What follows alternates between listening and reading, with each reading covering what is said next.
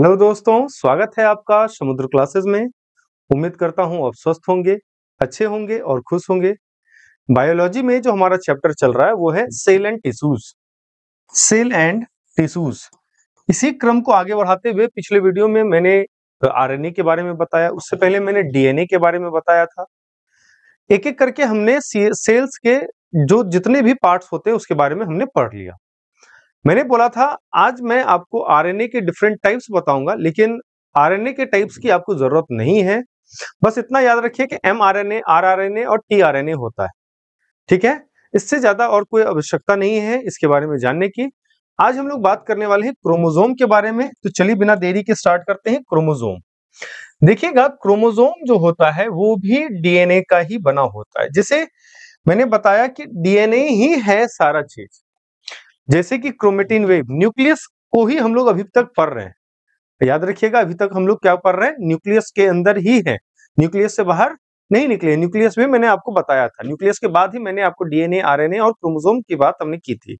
चाहे वो जीन हो, चाहे वो आरएनए हो, चाहे वो डीएनए हो, चाहे वो आपका क्रोमोसोम हो, सभी के सभी केंद्रक में ही होते हैं, न्यूक्लियस में ही होते हैं।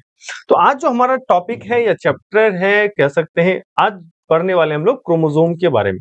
कहता है क्रोमोसोम जो है वो कोशिका के केंद्रक में होता है। कहां होता है? कोशिका के केंद्रक में होता है, न्यूक्लियस में होता है।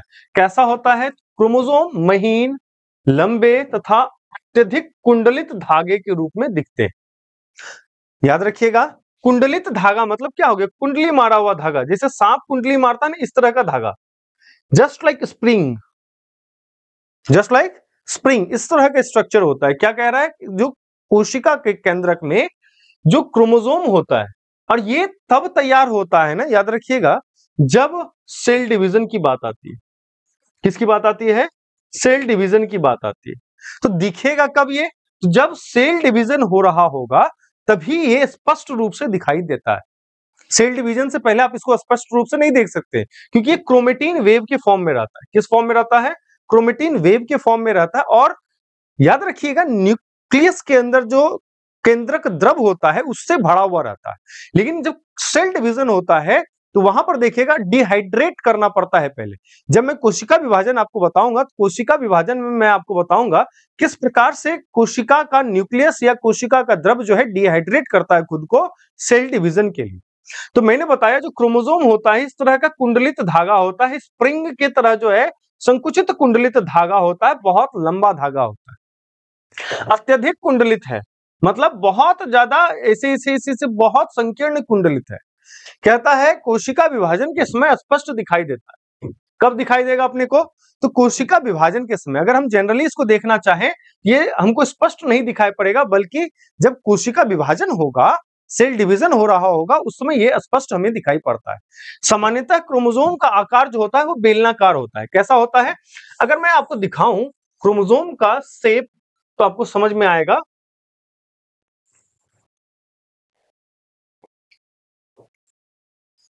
कुछ इस तरह का शेप होता है क्रोमोसोम का, ठीक है। कुछ इस तरह का आपने शेप देखा होगा क्रोमोसोम का। मैं आपको दूसरा भी इमेज दिखा देता हूं। एक इस तरह से, फिर एक इस तरह से, दोनों यहाँ पर, फिर यहाँ पर, फिर यहाँ पर। ये है आपका क्रोमोसोम। क्रोमोसोम कहता है सामान्यतः जो है वो बेलनाकार होता है। कैसा होता है? बेलनाकार है। कैसा शेप है इसका? बेलनाकार आकृति होती है। कहता है प्रत्येक क्रोमोसोम के 3 भाग होते हैं। कितने भाग होते हैं? 3 भाग होते हैं। देखिएगा कि जो क्रोमोसोम्स होते हैं, मान लेते हैं एक को हम पकड़ लेते हैं, एक को हम यहाँ पे उठा लेते हैं, ठीक है। इसके कितने भाग हैं? तो 3 भाग बोल रहा है। एक जो पार्ट होता है जिसको कहा जाता है पेलिकल्स, जो बाहरी आवरण होता है इसको कहा जाता है पेलिकल्स। क्या कहा जाता है? पेलिकल्स कहा जाता है। इसके बीच में देखिएगा कि बहुत पतली सी महीन कुंडलित धागे होते हैं जिसको कहा जाता है क्रोमेटिड्स। क्या कहा जाता है? क्रोमेटिड्स। और क्रोमेटिड्स और पेलिकल्स के बीच में जो होता है उसको कहते हैं मैट्रिक्स। क्या कहते हैं उसको? मैट्रिक्स कहते हैं। तो ध्यान में समझ में आ गया होगा कि क्रोमोसोम का शेप कैसा होता है, क्रोमोसोम के कितने पार्ट्स होते हैं। तो क्रोमोसोम के मेन 3 पार्ट्स होते हैं, पेलिकल, मैट्रिक्स और क्रोमेटिड्स होता है। क्रोमेटिड्स जो है वो महीन धागा के समान संरचना होती है। किसके समान संरचना होती है? महीन धागे के समान संरचना होती है। जो कि कहां पर होता है, मैट्रिक्स में होता है। कहां पर होता है, मैट्रिक्स में होता है ना। पेलिकल्स क्या है, बाहरी आवरण। पेलिकल्स क्या है, बाहरी आवरण होता है ना। जैसे कि ये है, ये बाहरी आवरण जो है पेलिकल्स कहलाएगा, और अंदर में जो कुंडलित है वो इसका क्रोमेटिड्स कहलाएगा, और इसके बीच में जो द्रव है वो मैट्रिक्स कहलाएगा। क्रोमोसोम का सबसे बाहरी आवरण पेलिकल्स कहलाता है। मैंने बताया कि क्रोमोसोम का जो सबसे बाहरी आवरण है वो क्या कहलाएगा, पेलिकल्स कहलाएगा, और पेलिकल्स के द्वारा घिरा हुआ भाग जो है वो क्या कहलाएगा, मैट्रिक्स कहलाएगा। मतलब पेलिकल्स जिस चीज को घेर के रखा हुआ है चारों तरफ, उसी को क्या बोला, मैट्रिक्स बोला। और मैट्रिक्स के अंदर जो है, मैट्रिक्स के अंदर जो है वो क्या मौजूद होता है, क्रोमेटिड्स मौजूद होता है। क्या कहता है, मैट्रिक्स में क्रोमोसोम की पूरी लंबाई में दो समानांतर, दो पैरेलल कुंडलित धागे के समान रचना होती है, जिसको क्या कहा जाता है, अर्धगुणसूत्र या क्रोमेटिड्स कहा जाता है। क्या कहा जाता है, अर्धगुणसूत्र कहा जाता है या क्रोमेटिड्स कहा जाता है। याद रखिएगा, ये जो कुंडलित धागे की मैंने बात की, ये पैरेलल होता है। कैसा होता है, पैरेलल होता है, जो कि क्या कहलाता है, अर्धगुणसूत्र कहलाता है या क्रोमेटिड्स कहलाता है। ठीक है, आगे बढ़ते हैं और बात करते हैं। देखिए ये क्रोमोसोम की संरचना है। यहां पर आप देख पा रहे होंगे एक क्रोमोसोम की संरचना मैं आपको दिखा रहा हूं, स्पष्ट संरचना है, इसको थोड़ा सा ध्यान से देखिएगा। ये जो बाहरी आवरण है, ये जो बाह्य आवरण है, इसी को क्या नाम दिया गया, पेलिकल्स। क्या नाम दिया गया, पेलिकल्स नाम दिया गया। ऐसी पेलिकल्स, और ये जो धागा हम देख रहे हैं इसको क्या कहा गया, क्रोमेटिड्स कहा गया। बाद में बताऊंगा मैं। क्रोमोनी मेटा जो है वो क्रोमेटिड्स से ही बना हुआ है, क्रोमेटिड्स का ही पार्ट होता है। ये जो अंदर में कुंडलित आप धागा देख रहे हैं ना, यही क्रोमेटिड्स होता है। और इसी धागे और पेलिकल्स के बीच में जो ये जो दानेदार संरचना देख रहे हैं, इसी को मैट्रिक्स कह दिया। क्या कहा, मैट्रिक्स कह दिया। और जो क्रोमोसोम होता है, इसका सबसे जो ऊपरी भाग होता है, सबसे ऊपरी भाग जो होता है, इसको कहा जाता है टेलोमियर। क्या कहा जाता है, टेलोमियर। जब आप क्रोमोसोम को आप जनरली कैसे देखते हैं, इस प्रकार की संरचना देखते हैं। क्रोमोसोम की आप जब संरचना देखते हैं, जनरली इस प्रकार की संरचना देखते हैं, ये जो पार्ट होता है इसको कहलाता है टेलोमियर। ये जो पार्ट है टेलोमियर है, ये जो पार्ट है टेलोमियर है, और ये जो पार्ट है टेलोमियर है। ठीक है, और अंदर में जो संरचना है क्रोमेटिड्स है, ये पेलिकल्स है, और अंदर में जो है लिक्विड जो भरा हुआ है, इसको मैट्रिक्स बोल दिया। ठीक है, अब यहीं पर हमको समझना है कि यहां पर देखिएगा, ये धसा हुआ जो पार्ट होता है इसको कहता है सेकेंडरी कंस्ट्रक्शन, और जो यहां पर भी धसा हुआ पार्ट है इसको कहता है प्राइमरी कंस्ट्रक्शन। और ये जो पार्ट होता है प्राइमरी कंस्ट्रक्शन, ये सेंट्रोमियर, ये जो देख रहे हैं हम लोग पार्ट, ये सेंट्रोमियर का पार्ट है। क्या है ये, सेंट्रोमियर है। इसी सेंट्रोमियर से ये वाला पार्ट अगर हम इसको डिवाइड कर दें, ध्यान से देखिएगा, अगर हम इसको डिवाइड कर दें, इसी सेंट्रोमियर से दो जो है, दो क्रोमोसोम जुड़ा हुआ है, एक इधर और एक इधर। इसी में बन के आता है डायप्लॉइड और हिप्लॉइड, है ना। तो ये द्विगुणित होता है, अगुणित होता है, मैं बाद में बात करूंगा कि क्या होता है द्विगुणित। अभी बस संरचना हमें समझना है। चलिए देखिएगा, संरचना अगर एक बार दिमाग में आपने रख लिया तो आप आराम से समझ सकते हैं। देखिए, प्रत्येक क्रोमेटिड जो होता है उसमें दो या अधिक अत्यंत महीन कुंडली धागे होते हैं, जिसको कि क्या कहा जाता है, क्रोमोनीमेटा कहा जाता है। जैसे मैंने दिखाया था, ये जो कुंडलित धागे हैं, पैरेलल जो कुंडलित धागे हैं, इसको क्रोमेटिड्स बोला था ना, है ना। ऐसी धागे में जो संरचना है, जो धागे के समान संरचना है, इसी को क्या बोल दिया, क्रोमोनीमेटा कहा गया। कहता है प्रत्येक क्रोमेटिड के क्रोमोनीमेटा इतनी अधिक घनिष्ठ होती है, या घनिष्ठता से बैठी होती है, या एक दूसरे से जुड़ी होती है, जो कि वे दिखाई एक सी दिखाई देती है। मतलब ये जो कुंडलित है, जो पैरेलल है, इतनी घनिष्ठता के साथ यहाँ पे जुड़ा हुआ है, जो कि एक दिखाई पड़ता है, ना कि दो दिखाई पड़ता है, पैरेलल ही होता है। और दोनों इतना घनिष्ठता से जुड़ा हुआ है, इतना सघनता से जुड़ा हुआ है, जो कि एक जैसा ही दिखाई पड़ता है, अलग अलग नहीं दिखाई देता है। और क्रोमेटिड जो होता है वो किसका बना होता है, डीएनए और हिस्टोन का बना। देखिए याद रहेगा, याद रखिए, चाहे वो क्रोमोसोम हो, चाहे वो जीन हो, चाहे वो आरएनए हो, सब किससे बना हुआ है, डीएनए से ही बना हुआ। डीएनए क्या है, मैंने बताया था, ये एक जेनेटिक मटेरियल है। चाहे किसी भी जीव का जेनेटिक मटेरियल जो होता है वो क्या होता है, डीएनए होता है।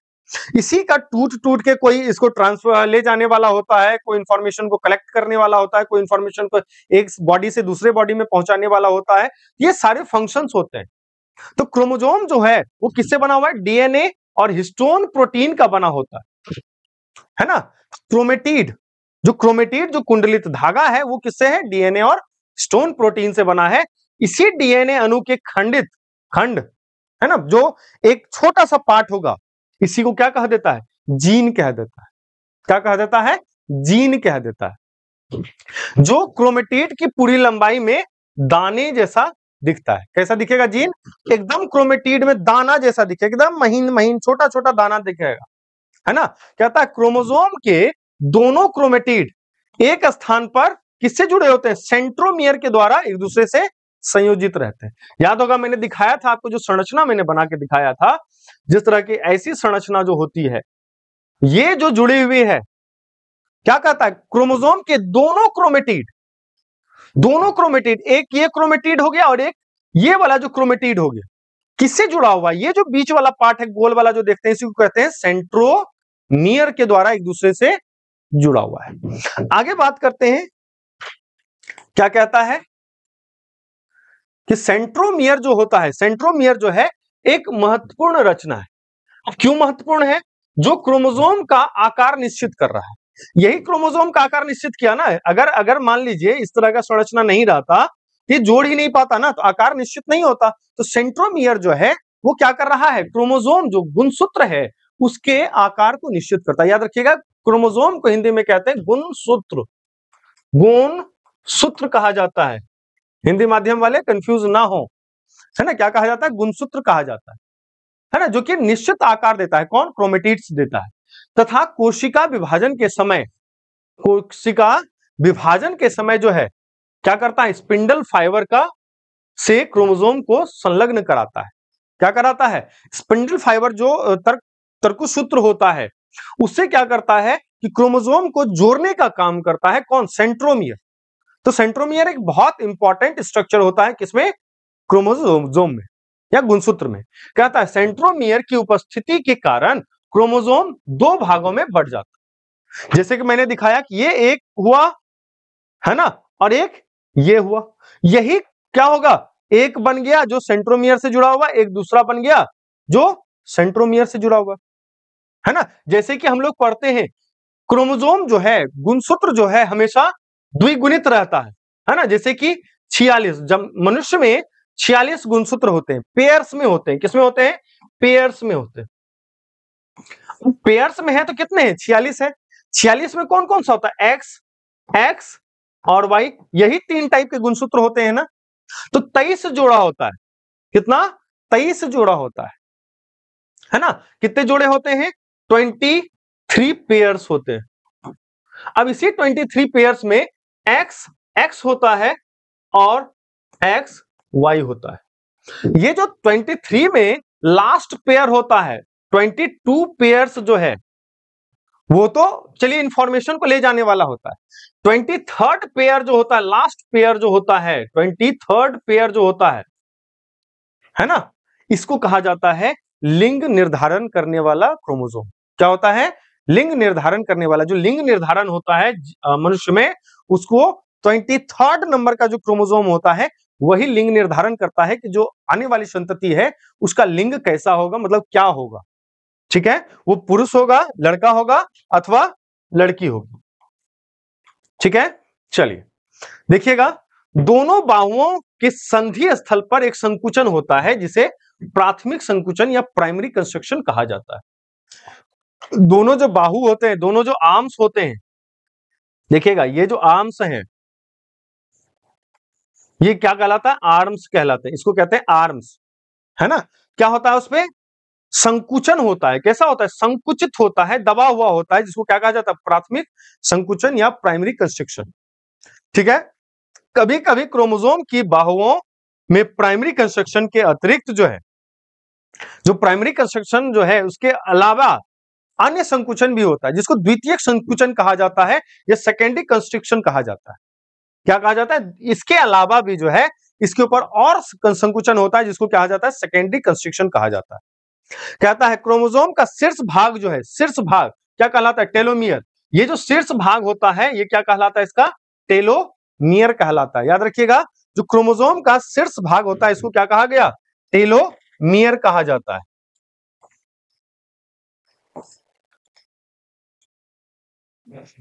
देखिए ये आपका एक क्रोमोसोम की संरचना है, ऐसे ही अलग हो जाता है, ध्यान रखिएगा। ये बीच का सेंट्रोमियर है, मैंने बताया था, अभी जस्ट मैंने बनाकर भी दिखा दिया आपको, इसको देखने की जरूरत नहीं। अब हमें देखना है क्रोमोसोम की संख्या, नंबर्स ऑफ क्रोमोसोम। याद रखिएगा कि प्रत्येक जीव में जो है क्रोमोसोम की संख्या जो होती है वो निश्चित होती है। प्रत्येक जीवों में या प्रत्येक जीवों के जो कोशिकाएं होती है उसके सेंटर में जो क्रोमोसोम होता है, जो गुणसूत्र होता है, उसकी संख्या जो है वो निश्चित होती है और ये संख्या लगभग डबल्स में होती है, 2n के फॉर्म में होती है। किस फॉर्म में होती है? 2n के फॉर्म में होती है। कभी कभी n के फॉर्म में भी होती है, कभी कभी 3n के फॉर्म में भी होती है, कभी कभी 4n के फॉर्म में भी होती है, लेकिन हम सिर्फ बात करते हैं 2n की। किसकी बात करेंगे? 2n की, है ना। कहता है क्रोमोसोम की संख्या, कहता है सभी जीवों की कोशिकाओं के केंद्रक में पाए जाने वाले जो क्रोमोसोम की संख्या क्या होती है? एकदम फिक्स्ड होती है, चेंज नहीं होगा, निश्चित होता है, इतना ही संख्या होगा, चाहे उसके बाप का हो, चाहे उसके बेटा का हो, चाहे उसके दादाजी का हो, चाहे उसके परदादा का हो, किसी का भी हो, है ना। सबके कोशिका के न्यूक्लियस में जो है क्रोमोसोम की संख्या निश्चित होगी, फिक्स्ड होगी, वो चेंज नहीं होगी। जैसे मानव शरीर में कोशिकाओं में जो क्रोमोसोम्स होता है वो 46 क्रोमोसोम होता है। ड्रोसोफिला जो होता है उसके कोशिकाओं में 8 क्रोमोसोम्स होते हैं। कितने क्रोमोसोम्स होते हैं? 8 क्रोमोसोम्स होते हैं। मकई का जो पौधा होता है उसके कोशिकाओं में 20 क्रोमोसोम होते हैं। टमाटर के पौधों में जो है 24 क्रोमोसोम होता है। और आलू में कितने? आलू के पौधे की कोशिकाओं में 48 क्रोमोसोम्स पाए जाते हैं। ये सब क्या है? ये 2n के फॉर्म में, कितने के फॉर्म में है? 2n के फॉर्म में। कहता है ये क्रोमोसोम जो है हमेशा किस में रहते हैं? पेयर्स में रहते हैं, जोड़े में रहते हैं, है ना, पेयर में रहते हैं। एक जोड़े, दोनों क्रोमोसोम हमेशा एक दूसरे के समान होते हैं। किसके समान होते हैं? एक जोड़े के दोनों क्रोमोसोम हमेशा एक दूसरे के समान होते हैं, इसलिए ये दोनों समजात क्रोमोसोम्स कहलाते हैं। क्या कहलाते हैं? समजात क्रोमोसोम्स कहलाते हैं, या इसको अंग्रेजी में कहते हैं होमोजीनियस क्रोमोसोम कहलाता है। ठीक है, मतलब है कि जो क्रोमोसोम्स हैं वो हमेशा किसमें रहेंगे? पेयर्स में रहेंगे। इसी पेयर्स को क्या कहा गया? होमोजीनियस, मतलब एक जैसे होंगे। ठीक है, कहता ऐसी कोशिका के क्रोमोसोम समूह जिसमें दोनों समजात होमोजीनियस क्रोमोसोम होते हैं वो द्विगुणित कहलाते हैं। क्या कहलाते हैं? द्विगुणित कहलाते हैं। जिसमें होम क्या कहते हैं? जैसे कि मान लीजिए 46 है, 46 क्रोमोसोम्स है, एक्स एक्स दोनों समान है, ये क्या कहलाएंगे? होमोजीनियस, दोनों एक जैसा है ना क्रोमोसोम, क्या कहलाएगा? होमोजीनियस क्रोमोसोम कहलाएगा। अब यहीं पर अलग अलग क्रोमोसोम्स होगा, क्या कहलाएगा? हैप्लॉइड्स कहलाता है, अगुणित कहलाता है। क्या कहलाता है? अगुणित कहलाता है, हैप्लॉइड्स कहलाता है। ठीक है, मतलब है कि टूटने के बाद जो है दोनों के क्रोमोसोम्स जो हैं वो बराबर बराबर समदृश्य दिखेंगे।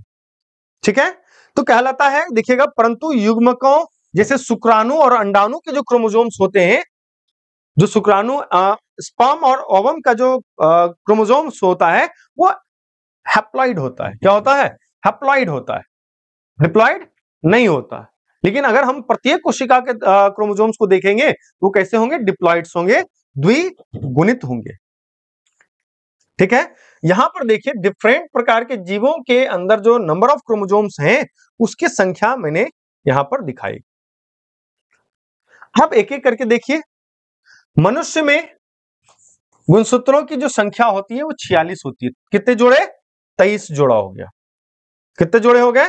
23 पेयर्स हो गए। कुत्ता जो डॉग होता है उसमें 78 पेयर्स ऑफ क्रोमोसोम्स होते हैं, सॉरी 78 नंबर्स ऑफ क्रोमोसोम्स होते हैं। 78 को अगर 2 से डिवाइड कर दिया जाए तो कितने हो जाएंगे? 2 तिया 6, है ना, और 2 नमा 18, 39 पेयर्स होंगे। आगे अगर हम बात करें घोड़ा जो होता है, अश्व जो होता है, हॉर्स जो होता है, उसमें 64 नंबर्स ऑफ क्रोमोसोम्स होते हैं। पेयर्स की अगर हम बात करेंगे तो 32 पेयर होते हैं। कितने पेयर होते हैं? 32 पेयर्स होते हैं। अगर हम घरेलू मक्खी की बात करेंगे, जो हाउस फ्लाई होता है, उसमें क्रोमोसोम्स की जो संख्या होती है 12 होती है, लेकिन पेयर्स की अगर बात करें 6 पेयर्स होता है। अगर इसी के साथ एस्केरिस की बात करें, इसमें जो क्रोमोसोम्स की संख्या होती है 2, लेकिन अगर हम पेयर्स की बात करें तो 1 पेयर होता है। कितने पेयर्स हो गए? 1 पेयर्स हो गए। अगर हम कबूतर की बात करें तो कबूतर में क्रोमोसोम्स की संख्या कितनी है? 80 है। तो पेयर्स की अगर हम बात करेंगे कितने पेयर्स हैं? 40 पेयर्स हैं। अगर हम बात करते हैं खरगोश, रैबिट की अगर हम बात करते हैं तो इसमें कितने क्रोमोसोम्स होते हैं? 44 क्रोमोसोम्स होते हैं। कितने? 44 क्रोमोसोम्स होते हैं, लेकिन पेयर्स की अगर हम बात करते हैं तो 22 पेयर्स क्रोमोसोम्स होते हैं। अगर हम बात करें चिंपैंजी की, तो चिंपैंजी में 48 नंबर्स ऑफ क्रोमोसोम्स होता है, जो कि पेयर्स में 24 होता है। कितने होंगे? 24 पेयर्स होंगे, है ना। पेयर्स ऑफ क्रोमोसोम्स कितने होंगे? 24 पेयर्स ऑफ क्रोमोसोम्स होंगे। अगर आलू की हमने बात की तो आलू में जो क्रोमोसोम्स की संख्या होती है 48 होती है, लेकिन अगर हम पेयर्स की बात करें तो 24 पेयर होता है। कितने पेयर्स होंगे? 24 पेयर्स ऑफ क्रोमोसोम्स होंगे। अगर हम प्याज की बात करें, ऑनियन की बात करें, तो ऑनियन में 16 नंबर ऑफ क्रोमोसोम्स होते हैं, जो कि पेयर्स की अगर हम बात करें 8 पेयर्स ऑफ क्रोमोसोम्स होते हैं। प्याज में 8 पेयर होता है क्रोमोसोम का।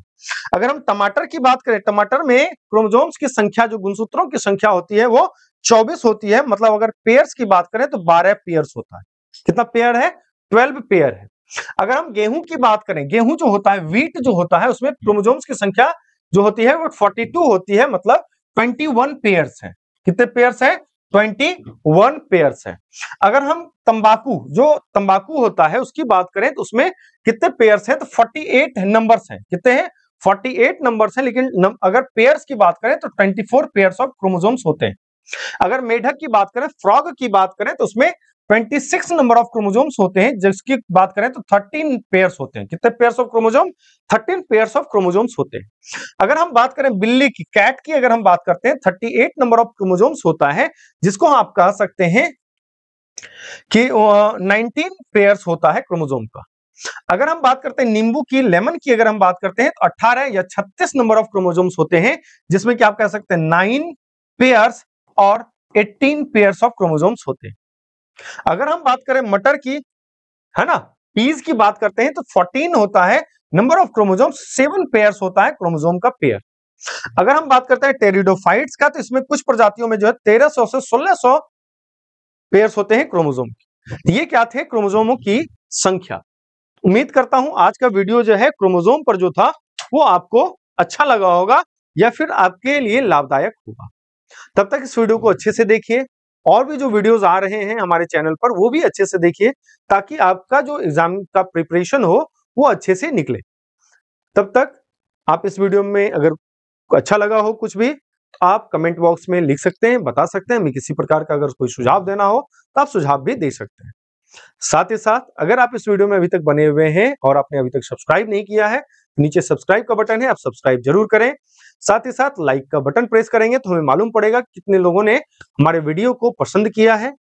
और साथ ही साथ आप मेरे वीडियो को शेयर भी कर सकते हैं अगर आपको ज्यादा पसंद आ रहा है, या फिर अपने दोस्तों को सजेस्ट कर सकते हैं देखने के लिए, ताकि हमारा सब्सक्रिप्शन भी बढ़ता रहे। तब तक इस वीडियो को अच्छे से देखिए, एंजॉय कीजिए, खुश रहिए। जय हिंद, जय Bharat. Thank you so much.